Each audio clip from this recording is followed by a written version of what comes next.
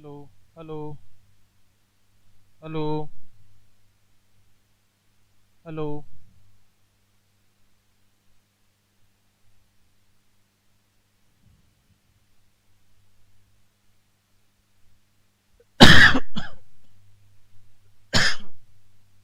Good evening मेरे प्यारे बच्चों।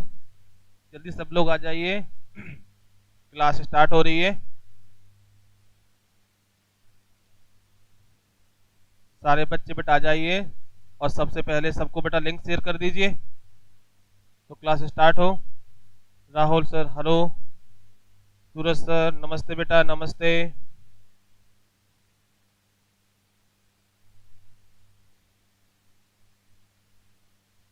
सभी को बेटा गुड इवनिंग। सभी प्यारे बच्चों को राधे राधे बेटा। तो कल कल क्लास अचानक बंद हो गई थी।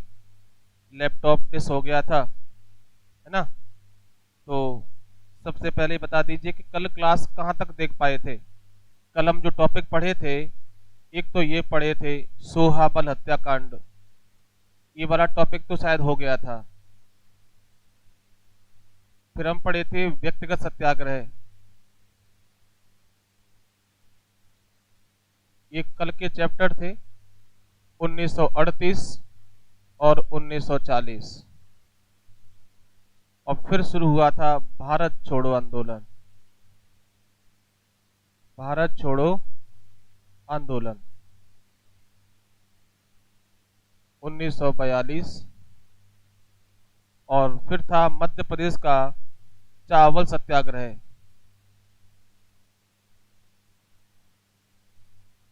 1947। और था एक टॉपिक था भोपाल का जलियांवाला बाग हत्याकांड। जलियांवाला बाग हत्याकांड ये कल के चैप्टर थे। तो आप सभी बच्चों बता दीजिए या कहाँ तक हो गया था। ये 1949 का है। ये कल के टॉपिक थे जो हम पढ़ रहे थे, लेकिन अचानक लैपटॉप डिस होने के कारण कुछ टॉपिक छूट गए थे। तो आप जल्दी से बता दीजिए कि इनमें से कौन से चैप्टर आप तक पहुंच डिलीवर हो गए थे। जल्दी से बता दी कमेंट करके। तो फिर वहीं से स्टार्ट करते हैं।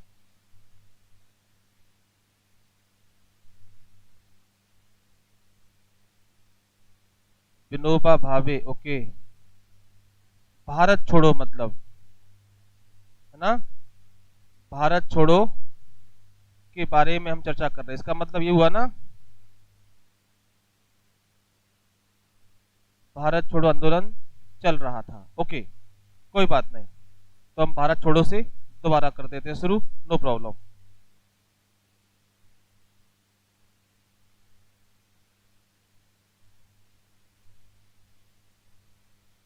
ओके, तो हम दोबारा भारत छोड़ो ले लेते हैं, कोई दिक्कत नहीं।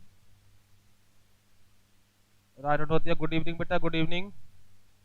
चलिए, तो भारत छोड़ो से स्टार्ट कर लेते हैं, ठीक है ना बेटा।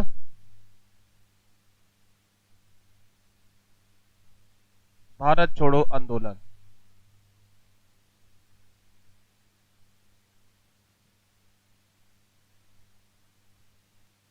तो बड़े ध्यान से सुने भारत छोड़ो के बारे में। आपको पता है 1942 में 1942 में क्रिप्स मिशन आया था। बेटा क्या आया था? क्रिप्स मिशन आया था। स्टेफर्ड क्रिप्स इसके चेयरमैन थे। ये वो समय है जब द्वितीय विश्व युद्ध चल रहा था, सेकंड वर्ल्ड वार चल रहा था। आपको मालूम है कि सेकंड वर्ल्ड वार का जो टाइमिंग है 39 से 45 का है।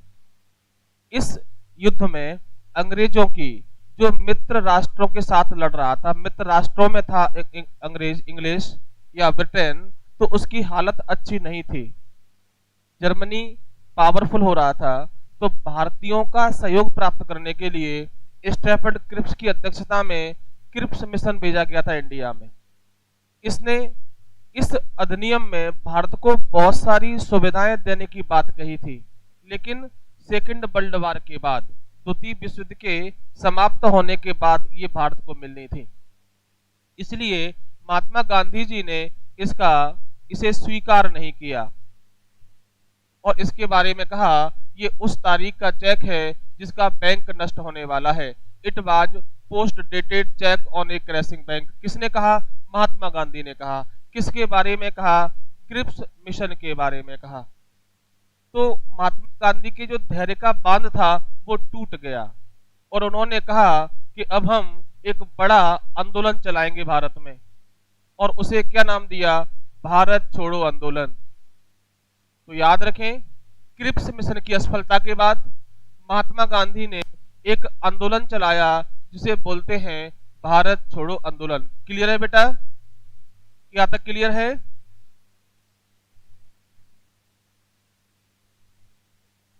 अंबिका शर्मा हेलो, मनीष अटल good evening, Suraj Singh okay बेटा। चलिए आगे बढ़ रहे हैं। तो चलिए, तो यह देखिए, अब महात्मा गांधी ने भारत छोड़ो आंदोलन का जो प्रस्ताव था कांग्रेस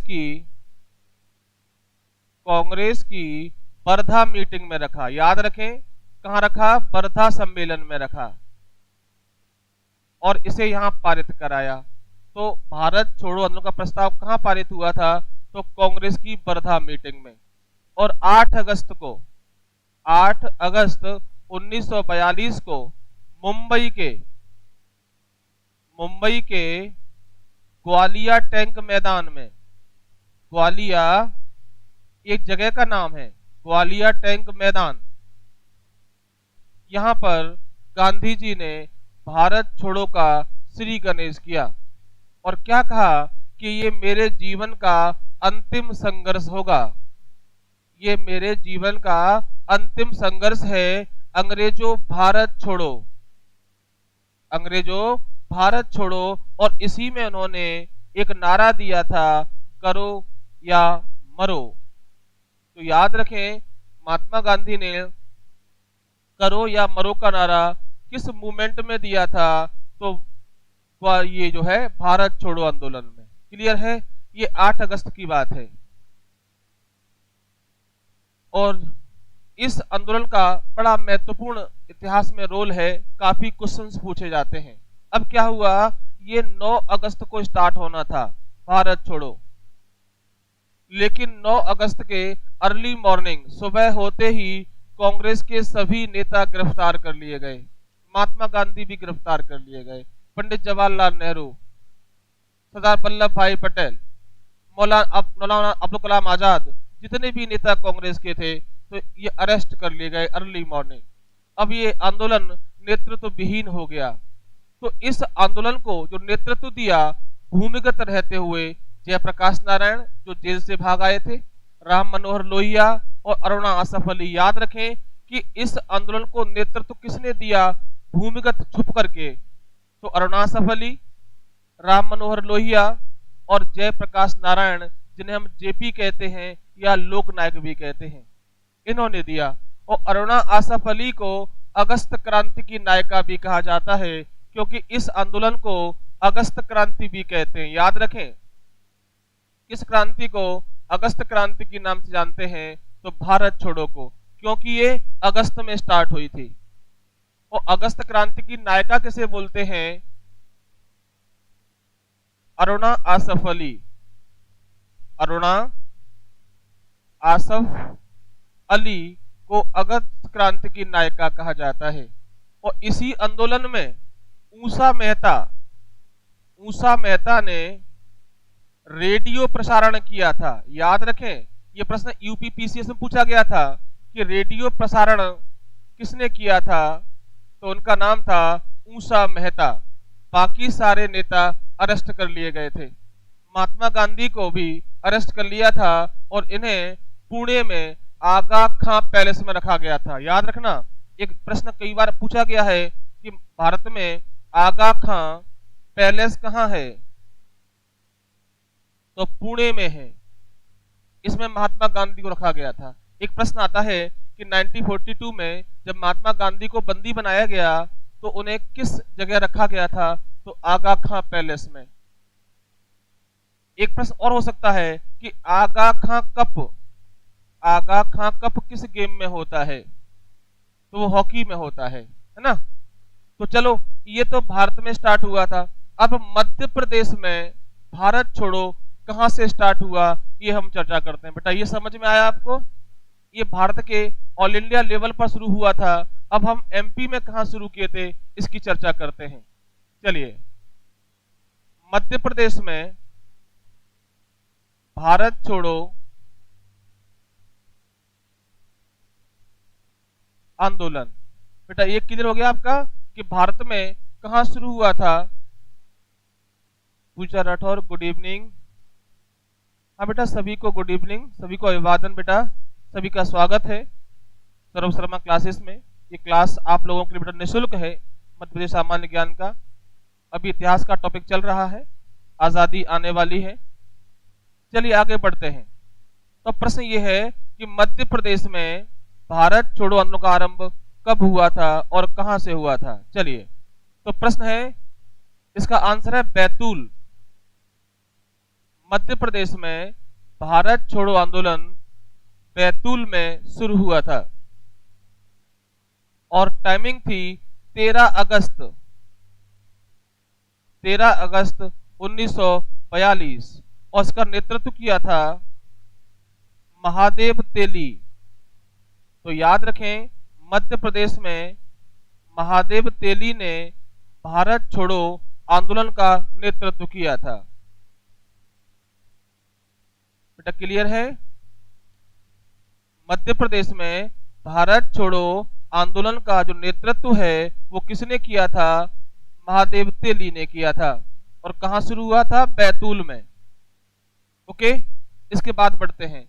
15 अगस्त को, जस्ट 2 दिन बाद, 15 अगस्त को 1942 में भारत छोड़ो मध्य प्रदेश में मंडला में शुरू हुआ। बेटा कहां पे शुरू हुआ? मंडला में,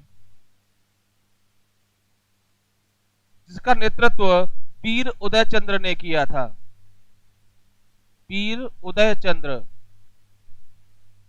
मंडला में भारत छोड़ो का आंदोलन वीर उदय चंद्र ने किया था। बेटा समझ में आ रहा है? आप सभी बच्चे कमेंट करके बताएं कि समझ में आ रहा है। बेटा एमपी पुलिस 2016 में एक प्रश्न पूछा गया था कि मंडला में इसका नेतृत्व किसने किया था भारत छोड़ो का? तो वीर उदय चंद्र था, एक मात्र 19 वर्षीय छात्र जो शहीद हुआ था। ध्यान रखें, ये शहीद हो गया था देश के लिए। क्या नाम था बेटा? वीर उदय चंद्र। वीर उदय चंद्र। सत्यवान कुशवाहा कह रहे हैं ओके, वेरी गुड बेटा, समझ में आ रहा है, ये बहुत अच्छी चीज है।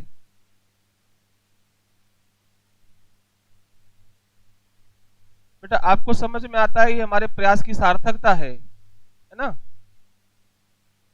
चलिए आगे बढ़ते हैं। चलिए, ये था बेटा भारत छोड़ो। भारत में शुरू हुआ मुंबई, वर्धा में इसका प्रस्ताव पारित हुआ और एमपी में बैतूल। एमपी में बैतूल। चलिए आगे बढ़ते हैं, अगला प्रश्न लेते हैं। ये भारत छोड़ो था।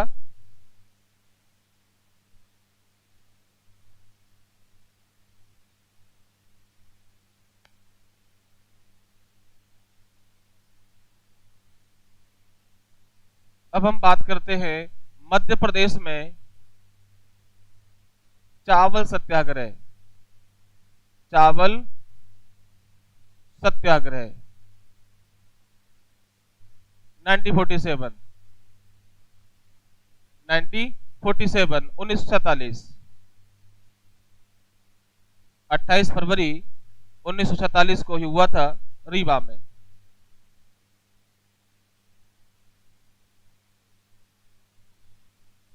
तो बेटा पहला प्रश्न तो यही है कि मध्य प्रदेश में चावल सत्याग्रह किस जिले में हुआ था? तो इसका आंसर आएगा रीवा। पहला प्रश्न क्या बेटा कि मध्य प्रदेश में चावल सत्याग्रह किस जिले में हुआ था? तो वो रीवा में हुआ था। अब हुआ क्या था बेटा? एक लेवी प्रणाली होती है, लेवी प्रणाली, जिसमें सरकार किसानों से उनकी फसल खरीदती है सस्ते दामों पर। किसानों के लिए कंपलसरी होता है कि वो सरकार को कुछ फसलें कुछ कम दामों पर दें, क्योंकि उन फसलों को सरकार समाज के वंचित वर्ग के लोगों को सस्ते दामों पर देती है। जैसे आपने सुना होगा, गरीब लोगों को 2 रुपए किलो गेहूं मिलता है, 3 रुपए किलो चावल मिलता है, 1 रुपए किलो ज्वार बाजरा मक्का मिलता है। तो इन डिमांड्स को पूरा करने के लिए या समाज के वंचित वर्ग के लोगों को सस्ते में अनाज प्रोवाइड कराने के लिए सरकार किसानों से जो उनकी फसल खरीदती थी उसको बोलते थे लेवी प्रणाली। तो यहाँ पर सरकार ने, जो रीवा सरकार थी, वो किसानों से जबरदस्ती फसल खरीदती थी। तो इसमें किसानों ने इसका विरोध किया और उसके नेता थे त्रिभुवन तिवारी। त्रिभुवन तिवारी। तो क्या हुआ, जब त्रिभुवन तिवारी ने रीवा सरकार का विरोध किया, क्यों किया बेटा? लेवी प्रणाली में, और इसमें फायरिंग हुई तो त्रिभुवन तिवारी शहीद हो गए। इस घटना को मध्य प्रदेश का चावल सत्याग्रह कहते हैं। घटना हुई थी 28 फरवरी 1947। राइट बेटा, कोई दिक्कत? त्रिभुवन तिवारी इसमें शहीद हो गए थे। और भी लोग थे बट मुख्य थे त्रिभुवन तिवारी। भैरव प्रसाद भी हैं। चलिए अब चलते हैं आगे। भोपाल का जलियांवाला बाग हत्याकांड। भोपाल का जलियांवाला बाग हत्याकांड।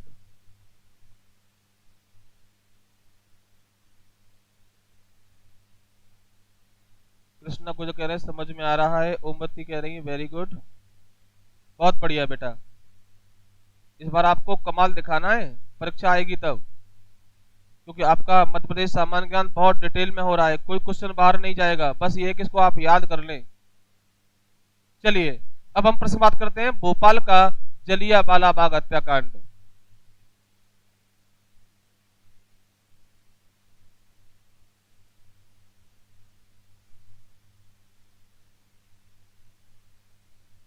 भोपाल का जलियांवाला बाग हत्याकांड। तो पहले पूरी बात समझिए बेटा। जलियांवाला बाग हत्याकांड तो 13 अप्रैल 1919 को पंजाब के अमृतसर में हुआ था, लेकिन वैसी ही घटना एक मध्य प्रदेश में हुई थी। उसका नाम है भोपाल का जलियांवाला बाग हत्याकांड। कब हुआ था? 14 जनवरी 1949। ये डेट है, मकर संक्रांति के दिन। मकर संक्रांति के दिन।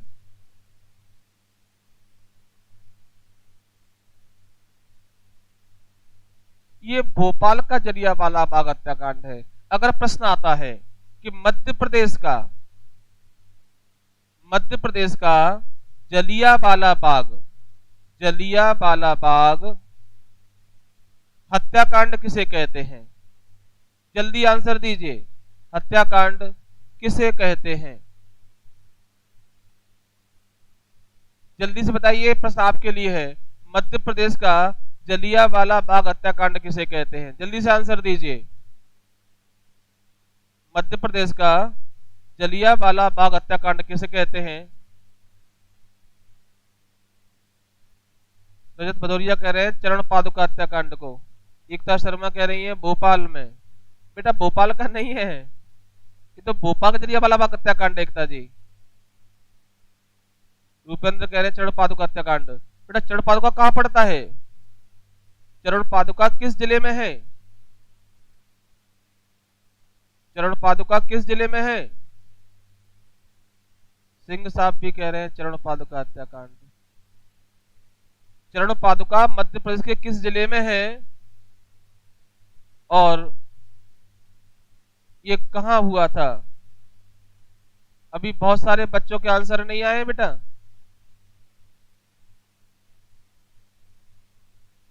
छतरपुर, वेरी गुड, छतरपुर में है। और कब हुआ था बेटा ये? इसकी डेट क्या थी? चरण पादुका हत्याकांड कब हुआ था? जल्दी से बताइए, चरण पादुका हत्याकांड कब हुआ था? 1919। गलत जवाब। मनी शटल 1919 में नहीं हुआ है। ये भारत का जलियांवाला बाग बता दिया आपने। हाँ, उर्मिल नदी किनारे हुआ था, सही बात है, बट हुआ कब था? उर्मिल नदी के किनारे छतरपुर जिले में हुआ था। Very good.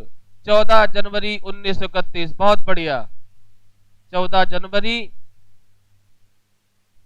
14 जनवरी 1931। और जिला कौन सा है? छतरपुर। नदी कौन सी थी? उर्मिल। बहुत बढ़िया। तो देखिए सिमिलरिटी, देखिए कि ये भी संक्रांति के दिन हुआ था और ये भी संक्रांति के दिन हो रहा है, बट वो 31 है, ये 49 है, और ये भोपाल में है, वो छतरपुर में है। बहुत बढ़िया, काफी बच्चे अच्छा खेल रहे हैं।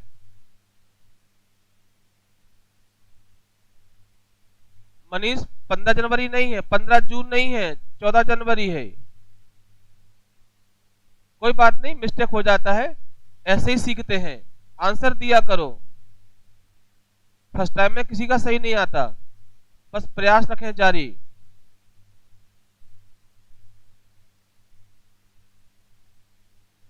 चलिए आगे बढ़ते हैं।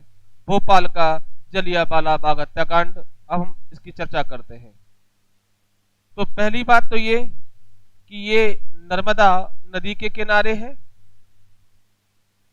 और गांव का नाम है बोरास। यहां हुआ था। वर्तमान में ये रायसेन जिले में आता है। अभी वर्तमान में रायसेन जिले में है। वर्तमान में बेटा कहां पड़ता है? ये रायसेन जिले में है। उस समय कहां था? भोपाल रियासत में। भोपाल रियासत में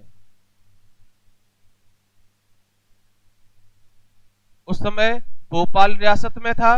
वर्तमान रायसेन जिले में है। गांव का नाम था बोरास और नदी थी नर्मदा। यहां थी उर्मिल, यहां है नर्मदा। यहां जिला छतरपुर है, यहां जिला रायसेन है। और उस समय रायसेन क्षेत्र भोपाल रियासत में शामिल था। बड़े ध्यान सुनना, आपको पता है कि भारत को आजादी 15 अगस्त 1947 को मिल गई थी। और जब आजादी मिली तो ये प्रावधान रखा गया था कि हिंदुस्तान दो भागों में होगा, दो स्वतंत्र मुल्क होंगे, एक भारत और एक पाकिस्तान। तो भारत की जो भी रियासतें हैं, इस समय जो रियासतें थी भारत में 562 थी। जो रियासतें थी, इनको ये कहा गया था कि या तो वो भारत में शामिल हो जाएं या पाकिस्तान में शामिल हो जाएं, या चाहे तो स्वतंत्र भी रह सकते हैं। तो इसी का कई राज्य करते समर्थन कि वो स्वतंत्र रहना चाहते थे। उन्हीं में से एक भोपाल रियासत थी जो स्वतंत्र रहना चाहती थी। और यहां के नवाब थे हमीदुल्ला। क्या नाम था? हमीदुल्ला। ये यहाँ के नवाब थे और ये भी स्वतंत्र रहना चाहते थे। लेकिन भोपाल रियासत की जो जनता थी वो चाहती थी कि भोपाल का विलय भारत संघ में हो। इसी बात को लेकर भोपाल के नवाब और भोपाल की जनता के बीच संघर्ष हुआ। संघर्ष किस बात पर हुआ? नर्मदा नदी पर तिरंगा फहराने के बात पर। तिरंगा फहराने के कारण क्या हुआ? विवाद हुआ। भोपाल की नवाबी सेना और भोपाल की जनता के बीच। जगह कौन सी? बोरास गांव। नदी कौन सी? नर्मदा पर। और दिन कौन सा था? 14 जनवरी 1949। इसमें भोपाल की जो नवाब की सेना थी उसने फायरिंग की और कई लोग शहीद हुए। इस घटना को भोपाल का जलियांवाला बाग हत्याकांड कहते हैं। बच्चों क्लियर है बेटा? कोई डाउट? हमीदुल्ला, बहुत बढ़िया। हाँ बेटा 552 है। क्या लिख दिया? 562। हाँ बेटा 552 है। 552 रियासतें थी जिसमें एमपी में 79 है। हाँ बेटा क्लियर है बेटा पिक्चर इसकी कि तिरंगा फहराने को लेकर भोपाल की नवाबी सेना और भोपाल की जनता के बीच में संघर्ष हुआ। इस संघर्ष में काफी लोग शहीद हुए थे। उनके मैं नाम लिख रहा हूं। बैजनाथ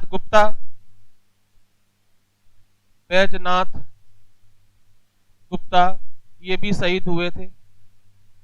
बैजनाथ गुप्ता, मंगल सिंह, विशाल सिंह, मंगल सिंह, विशाल सिंह, विशाल सिंह, मंगल सिंह, ये वो लोग थे जो इस तिरंगे को फहराने में शहीद हो गए। और एक और था वीरधन सिंह,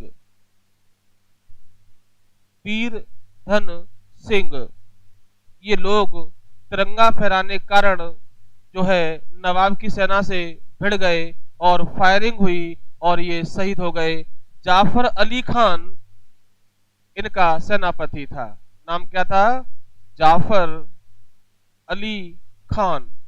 इसने फायरिंग की थी, जो इनका हमीदुल्लाह का सेनापति था। बेटा क्लियर है? फिर सुन लीजिए एक बार। आजादी के बाद भोपाल रियासत भारतीय संघ में शामिल नहीं होना चाहती थी, लेकिन भोपाल की जो जनता थी वो भारत संघ में शामिल होना चाहती थी। इसलिए भोपाल की जनता ने तिरंगा फहराने का निर्णय लिया नर्मदा के किनारे, जिला रायसेन, जगह बुरास।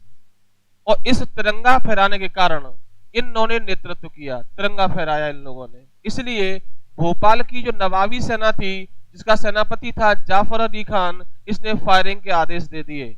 और इस फायरिंग में भोपाल के कई लोग मारे गए जिन्होंने इस तिरंगे का नेतृत्व किया था। उनमें नाम है बैजनाथ गुप्ता, मंगल सिंह, विशाल सिंह और वीरधन सिंह।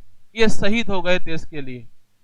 इस घटना को मध्य प्रदेश का भोपाल का जलियांवाला बाग हत्याकांड कहते हैं। इस घटना के बाद क्या हुआ?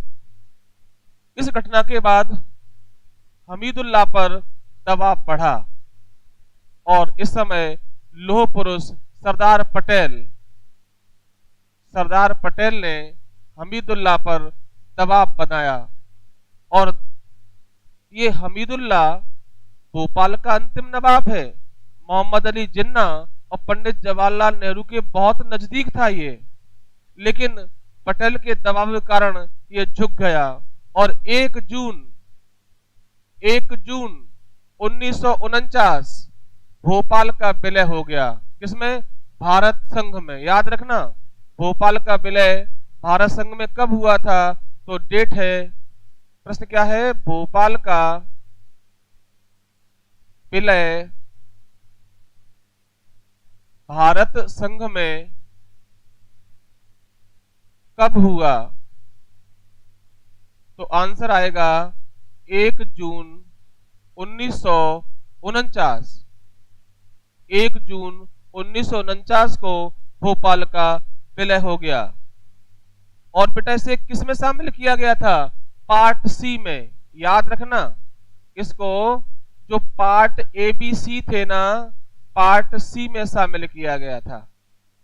मध्य प्रदेश को आजादी के बाद part A, part B, part C में डिवाइड किया था। भोपाल अलग था, लेकिन जब भोपाल का विलय हुआ 1 जून 1949 को भारत में, तो इसको पार्ट सी में शामिल किया गया था। याद रखना, part A, part B, part C. Part A को बोलते हैं सेंट्रल प्रोविंस, पार्ट बी को बोलते हैं मध्य प्रांत, जिसमें इंदौर ग्वालियर है, और पार्ट सी को बोलते थे विंध्य प्रदेश, राजधानी रीवा थी। तो पार्ट सी में इसको शामिल किया गया। अभी हम जस्ट पढ़ने वाले हैं, आजादी के बाद MP क्या स्थिति है ये हम पढ़ेंगे। तो याद रखें कि भोपाल का विलय कब हुआ, और जब भोपाल का विलय हुआ तो नवाब कौन था? हमीदुल्लाह। या ऐसे भी आता है कि भोपाल का अंतिम नवाब कौन था? हमीदुल्लाह। और भोपाल को किस में शामिल किया गया? तो पार्ट सी में। इससे पहले भोपाल अलग था, पार्ट ए अलग था, पार्ट बी अलग था, पार्ट सी अलग था, और भोपाल अलग से था। पार्ट सी में शामिल किया गया था। बेटा समझ में आया? बहुत बढ़िया। सभी लोग बता रहे हैं कि पार्ट सी में शामिल हुआ था। बहुत शानदार, बहुत बढ़िया।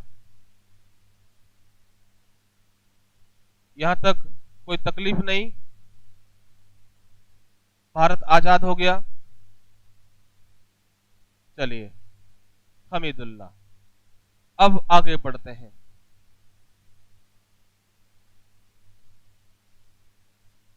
एमपी का इतिहास समाप्त होने वाला है। इसके बाद हम मध्य प्रदेश का भूगोल पढ़ेंगे।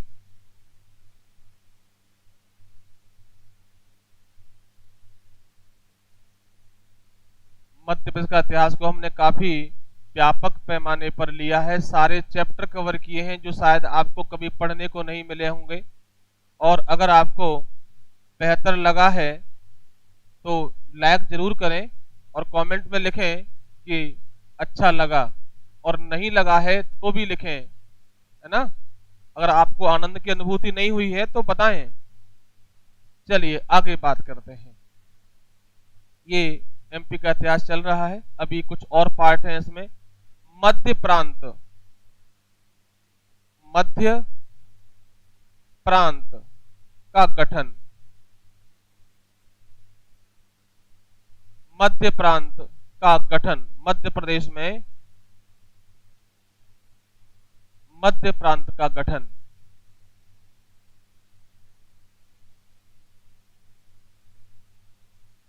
इसको बोलते हैं सीपी। क्या बोलते हैं बेटा?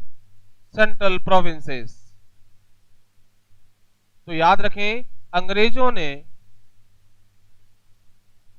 मध्य प्रांत का जो गठन था, जिसे हम सीपी बोलते हैं, 1861 में किया था। एक सिंपल प्रश्न कि मध्य प्रांत का गठन कब हुआ था, तो 1861 में हुआ था। इसमें सागर, नर्मदा और नागपुर सागर, नर्मदा क्षेत्र और नागपुर, इन क्षेत्रों को मिलाकर के बनाया मध्य प्रांत। क्या नाम दिया इसको? मध्य प्रांत नाम दिया। कब? 1861 में। 1861 में ब्रिटिश सरकार ने सागर, नर्मदा क्षेत्र और नागपुर प्रांत को मिलाकर के मध्य प्रांत का नाम दिया। 1861 2 नवंबर 1861 को ये नाम दिया सेंट्रल प्रोविंस। बेटा क्या नाम दिया? सेंट्रल प्रोविंस नाम दिया गया इसको। अब क्या हुआ इसके बाद? 1936 में बरार, जो अभी महाराष्ट्र में है, बरार को भी सीपी में शामिल कर दिया, मध्य प्रांत में शामिल कर दिया। अब इसको बोलेंगे सीपी एंड बरार। क्लियर? 1936 में बरार को भी इसमें जोड़ दिया, सीपी। और बेटा बरार को किससे छीना था? मराठों से। मराठों से बरार को छीन लिया, मतलब मराठों से बरार को छीनकर सेंट्रल प्रोविंस या मध्य प्रांत में शामिल कर दिया, मध्य प्रांत में शामिल कर दिया बरार को छीनकर। बोलो बेटा, यहां तक कोई दिक्कत? चलिए आगे बढ़ते हैं।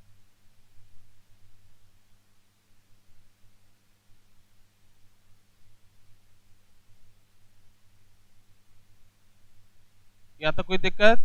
चलिए 1910 में, अब हम बात करते हैं विधानसभा कैसे बनी। तो 1910 में कांग्रेस का इलाहाबाद सम्मेलन हुआ था। इलाहाबाद सम्मेलन हुआ।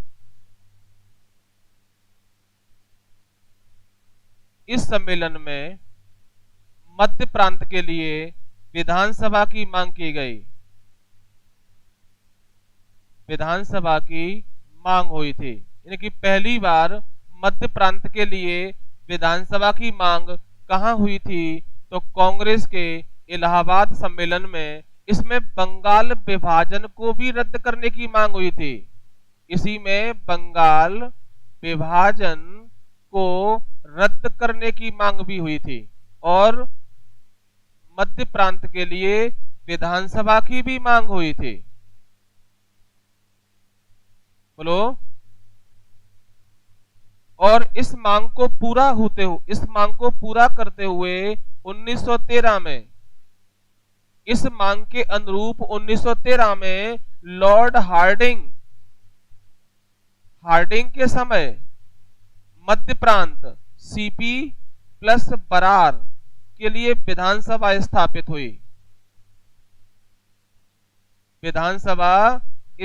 हुई। याद रखना,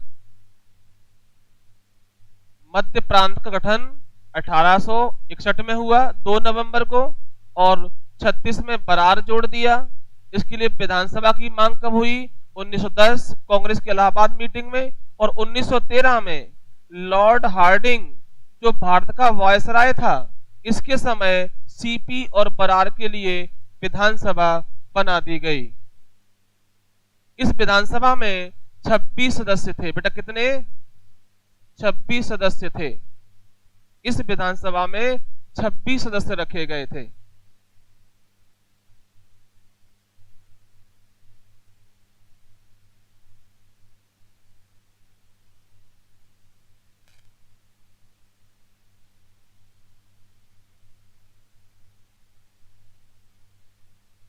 इस विधानसभा में 26 सदस्य रखे गए थे। बेटा यहां तक कोई दिक्कत? चलिए आगे बढ़ते हैं। 1 नवंबर 1948 को आगे चलते हैं।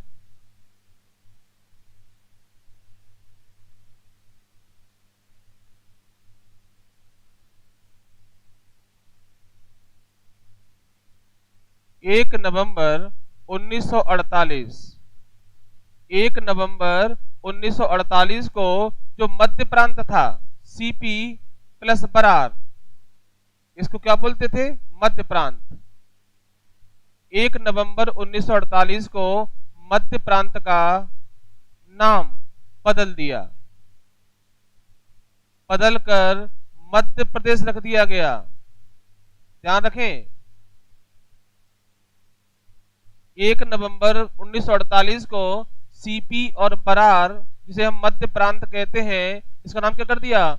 मध्य प्रदेश कर दिया गया। इसका नाम मध्य प्रदेश कर दिया गया। और जितनी भी रियासतें थी मध्य प्रदेश में, जैसे छत्तीसगढ़, इसी में सब शामिल कर दी गई थी। और इसके पहले गवर्नर थे, पहले सीएम थे रविशंकर शुक्ल। क्या नाम दिया था? रविशंकर शुक्ल। इसके पहले मुख्यमंत्री बनाया गया पंडित रविशंकर शुक्ल को।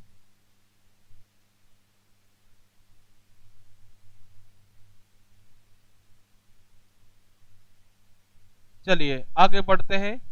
यहां तक कोई दिक्कत नहीं होगी बेटा, बताते जाएं।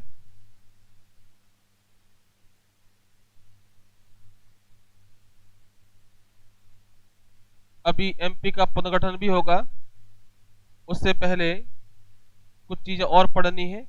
एमपी के कितने भाग थे, वो सारे विधानसभाओं के पार्ट पढ़ने, अपन को कहां कहां विधानसभाएं बनी थी। अभी अपन ने केवल सेंट्रल प्रोविंस या मध्य प्रांत की जो विधानसभा थी वो पढ़ी है। चलिए आगे बढ़ते हैं।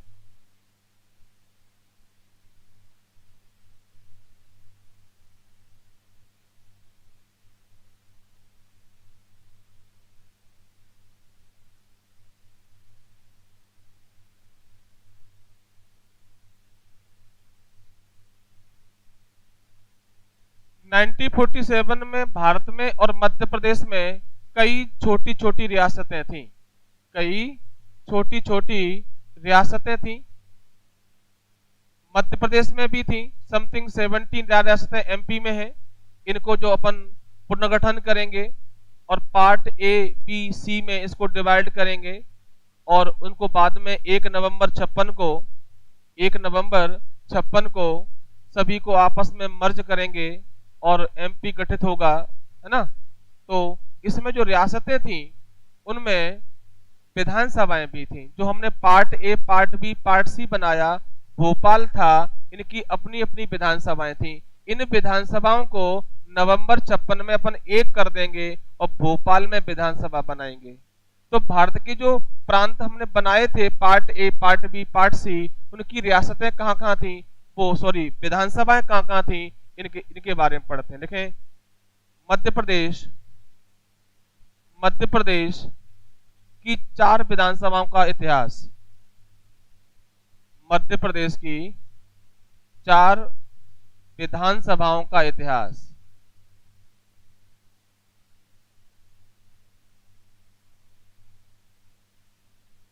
इन चारों विधानसभाओं को 1 नवंबर 56 को अपन मर्ज कर देंगे और फिर एक विधानसभा होगी।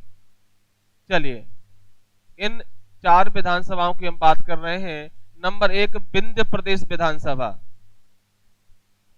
विंध्य प्रदेश विधानसभा ये कब कब बनी है, इनके बारे में चर्चा कर रहे हैं। नंबर 1, विंध्य प्रदेश विधानसभा। आपको पता होगा इसकी राजधानी कहां थी, रीवा में थी। कहां पे थी बेटा, रीवा में थी। चलिए, 4 अप्रैल 1948 को, 4 अप्रैल 1948 को विंध्य प्रदेश की विधानसभा बनाई गई। तो याद रखें, विंध्य प्रदेश की जो विधानसभा थी 4 अप्रैल 1948 को बनी थी।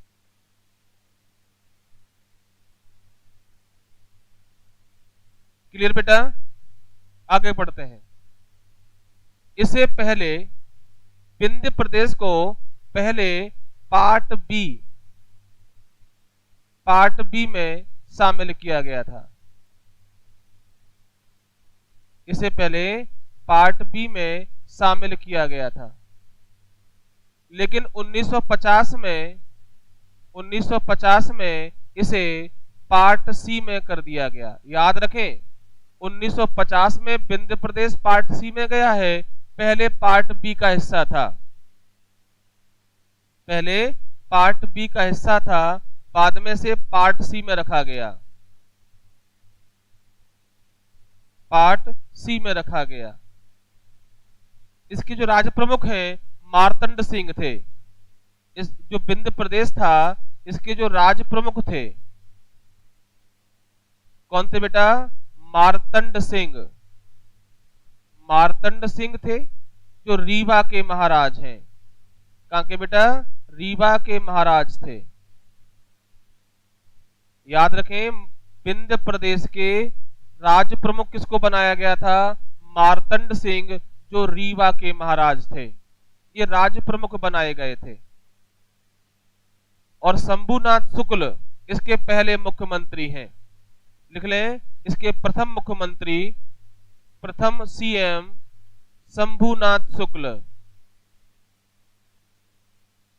शंभुनाथ शुक्ल इसके प्रथम सीएम थे।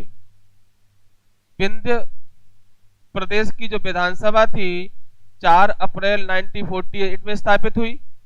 इसे प्रारंभ में बी श्रेणी में रखा गया, 1950 में से सी श्रेणी में शामिल कर दिया गया। ओके, इसके जो पहले सीएम हैं शंभुनाथ शुक्ल और पहले राज प्रमुख हैं वो मार्तंड सिंह हैं, जो रीवा के महाराज भी थे।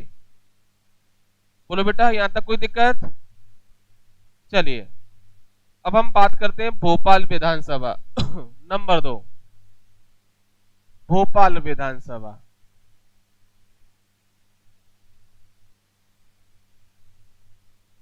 अब अपन बात कर रहे हैं भोपाल विधानसभा की।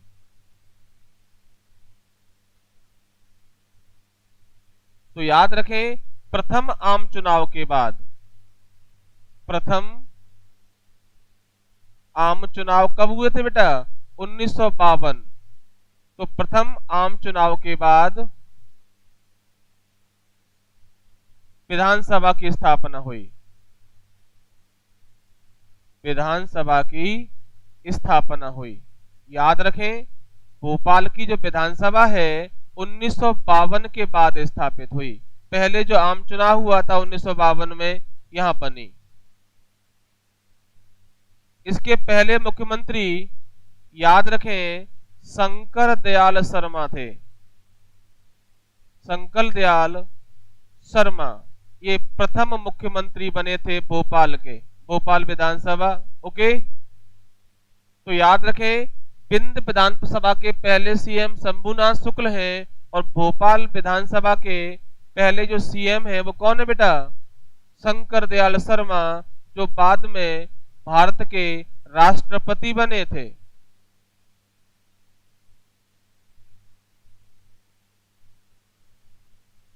शंकर दयाल शर्मा यहाँ के राष्ट्रपति बने थे। बोलो बेटा, आगे चलते हैं।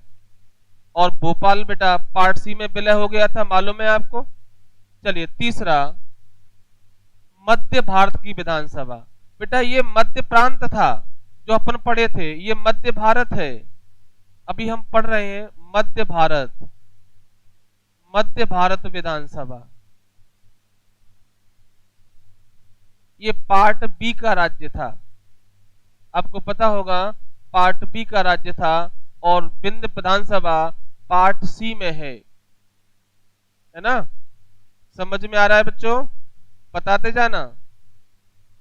चलिए मध्य विधानसभा, बेटा इसमें ग्वालियर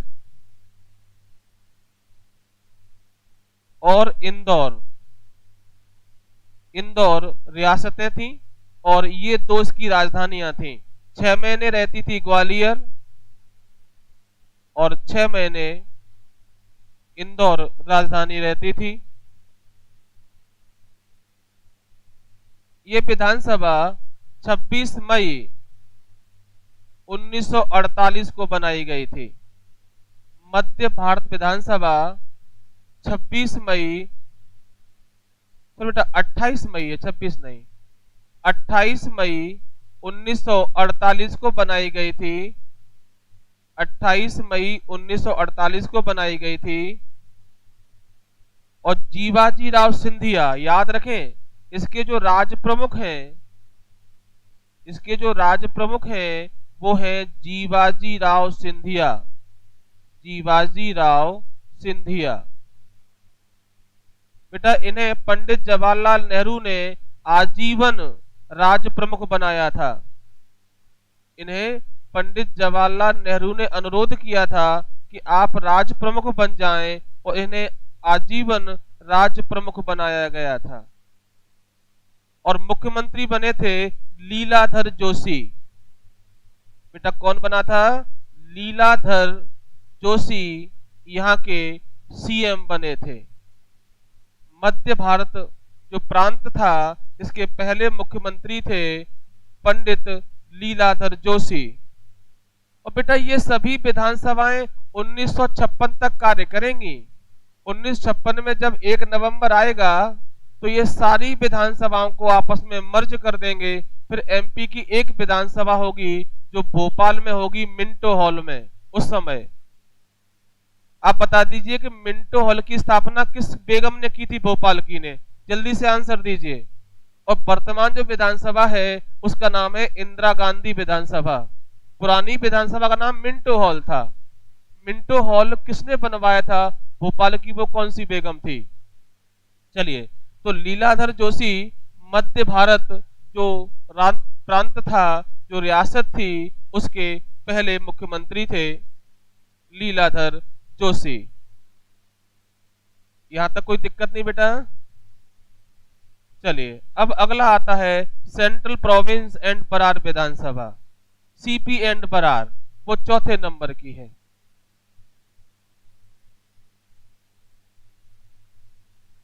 चौथे नंबर की विधानसभा है सीपी प्लस बरार, या बोलते हैं मध्य प्रांत। बेटा ये मध्य भारत है, ये मध्य प्रांत है, दोनों में अंतर है। मध्य प्रांत, और अभी हम बताए थे आपको इसकी विधानसभा 1913 में बनी थी, लॉर्ड हार्डिंग के समय। हार्डिंग ने बनवाया था और इसकी मांग पहली बार 1910 में हुई थी इलाहाबाद मीटिंग में। 1913 में बनाई गई थी। है ना। महाकौशल छत्तीसगढ़ और महाराष्ट्र और बरार के राज्यों को मिलाकर के बनाया गया था। महाकौशल, छत्तीसगढ़, महाराष्ट्र और बरार।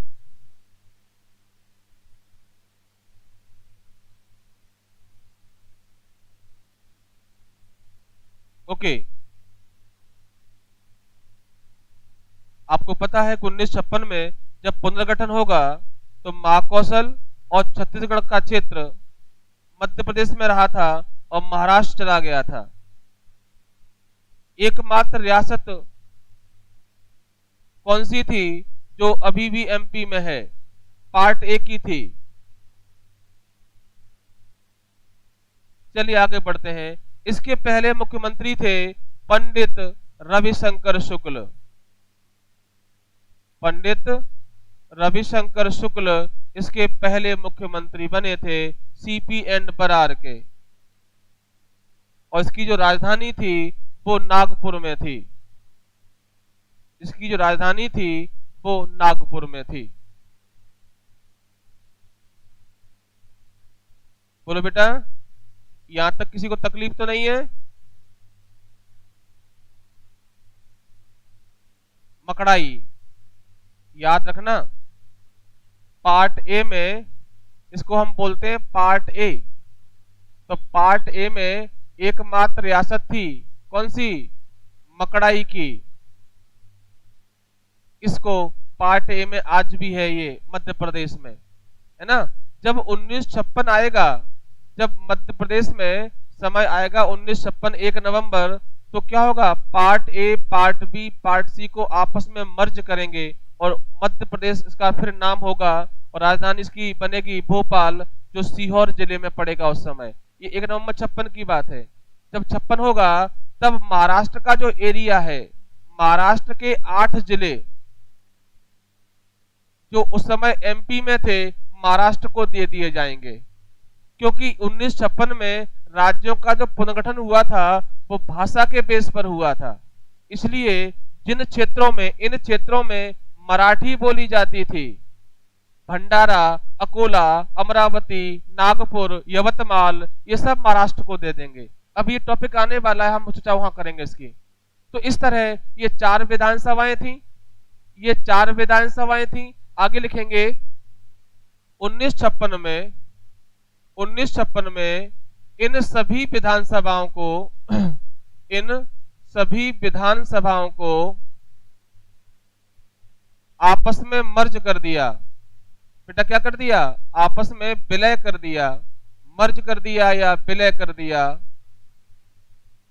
1956 में इन सभी चारों विधानसभाओं को आपस में मर्ज कर दिया गया, मिला दिया गया और एक विधानसभा बनाई गई। मिला दिया गया और एक विधानसभा बनाई गई।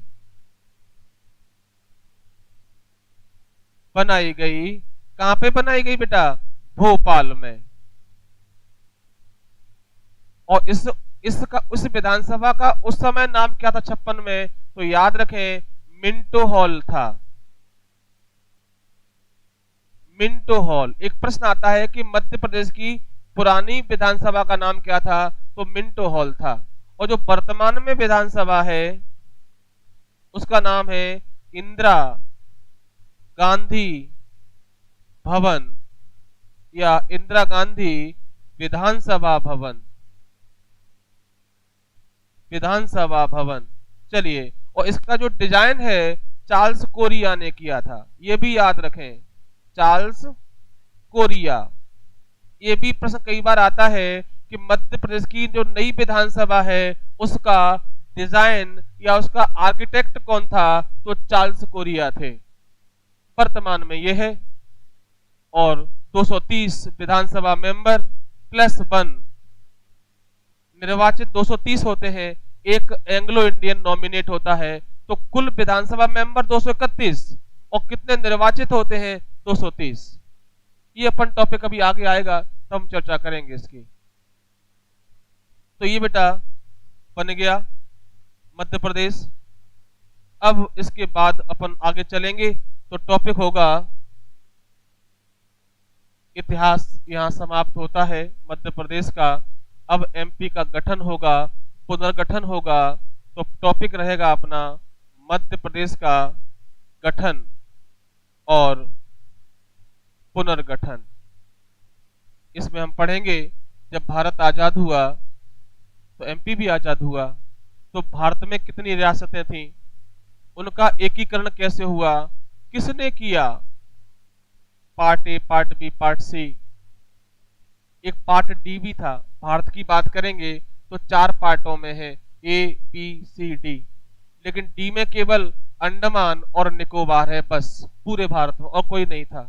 बाकी देश में A B C. Madhya Pradesh में भी ए बी सी रियासतें थी, ए बी सी।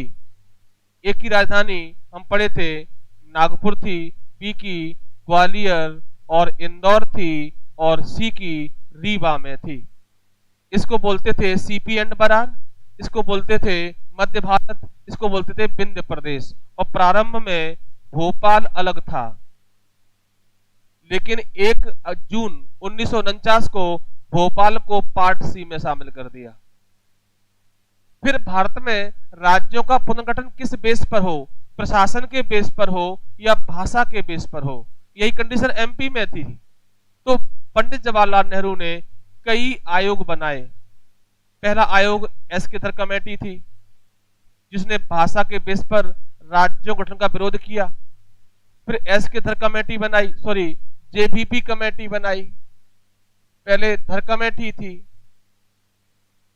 फिर ये बनाई, इसने भी मना कर दिया। फिर कुछ आंदोलन हुए तेलुगु भाषा को लेकर के, आंध्र प्रदेश बनाना पड़ा। फिर 1953 में राज्य पुनर्गठन आयोग बनाया गया, जिसके अध्यक्ष फजल अली थे। इस आयोग ने पहली बार कहा कि भारत में राज्यों का गठन जो है भाषा के बेस पर होना चाहिए, और इसकी मांग को स्वीकार कर लिया गया। और इसी मांग के अनुरूप संविधान में 7वां संविधान संशोधन किया गया, और भारत में 14 राज्य और 6 केंद्र शासित प्रदेश बनाए गए थे। इनमें से एक मध्य प्रदेश भी था, इसलिए 1 नवंबर को एमपी का हैप्पी बर्थडे मनाते हैं, है ना। तो ये घटनाएं अब हम पढ़ेंगे, एमपी का गठन और पुनर्गठन। बेटा आज क्लास आपकी यहीं समाप्त हो रही है, इतिहास कंप्लीट समाप्त हो गया है। और आपको ये क्लास इतिहास कैसा लगा एमपी का, है ना। इससे बेहतर कहीं आपको मिलता है तो आप डेफिनेट वहां पढ़िए, बट अगर अच्छा मिल रहा है तो उसको लाइक भी कीजिए और अपने सभी मित्रों को भी बताएं। एक बेहतर क्लास, शानदार प्रेजेंटेशन चल रहा है एमपीजीएस का। तो हम कल से एमपी गठन और पुनर्गठन की बात करेंगे। ये रियासतें कैसे कैसे भारत में मिली, इनको मिलाने में किसका योगदान रहा, आपको पता होगा, सरदार वल्लभ भाई पटेल। डेफिनेट आपने पढ़ा होगा, बट इसमें जो आप पढ़ेंगे कई क्वेश्चंस आपने शायद कभी ना सुने हो, वो भी आपको पढ़ने को मिलेंगे। इसको पढ़ने के बाद आपका कोई भी क्वेश्चन किसी भी प्रतियोगी परीक्षा का हो बाहर नहीं जाएगा, इतना हम कमिटमेंट आपसे कर सकते हैं। चलिए, शुभ रात्रि, गुड नाइट, अपना ख्याल रखें। चलिए कल मिलते हैं इसी समय 8:30 बजे से। चलिए।